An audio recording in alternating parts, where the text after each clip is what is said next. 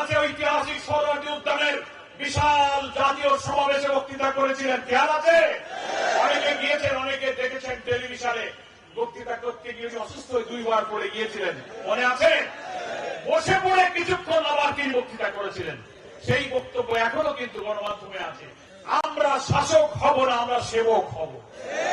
তিনি বলেছিলেন নির্বাচিত জামাতের কোন এমপি মন্ত্রীরা সরকারের কোন ট্যাক্স ফ্রি গাড়ি, সরকারের কোন প্লট ফ্ল্যাট কোন কিছু গ্রহণ করবে না। অন্য দলের লোকেরা এই কথা বলতে পারবে না, কারণ বলবে এই যদি না নিলাম তো ভোট করে লাভ, যে যদি করলাম তাই তো হইল না।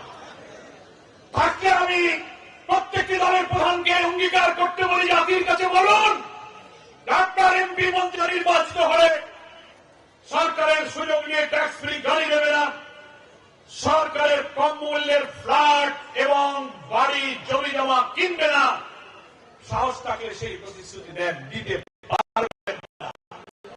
ফেব্রুয়ারিতে যদি নির্বাচন হয়, জনগণ আশা করছে হয়তো এবার একটু ভোট দেওয়া সম্ভব হবে ইনশাআল্লাহ, নাকি বলেন? সেই জন্য ইসলামী দল মত একমত হয়েছে যে আমরা আসনগুলো সমঝোতা করে 300 আসনের পার্লামেন্টে অধিকাংশ আসনে যদি আল্লাহওয়ালা সৎ লোক যারা আল্লাহকে ভয় করবে, একটা টাকা হারাম খাবে না, কিয়ামতের দিন আল্লাহর কাছে জবাব দিতে হবে। এই ভয় যার অন্তরে থাকবে এবং নেতৃত্বকে যদি ভোট দেওয়া যায়, আশা করা যায় নতুন বাংলাদেশ আমরা নির্মাণ করতে পারবো। মা বোনদেরকে বলেছি, ভাইদেরকেও বলি, জামাত ইসলামী কখনো জান্নাতের টিকিট বিক্রি করে না। আমরা কি করি? মহান আল্লাহ তাআলা দুনিয়ার মানুষকে কোন পথে গেলে মানুষ জাহান্নামের আগুন থেকে বাঁচবে, কোন পথে গেলে জান্নাতের পথ, আমার আল্লাহ রাসূল যে পথ দেখিয়েছেন সেই পথের দাওয়াত আমরা মানুষের কাছে পেশ করি।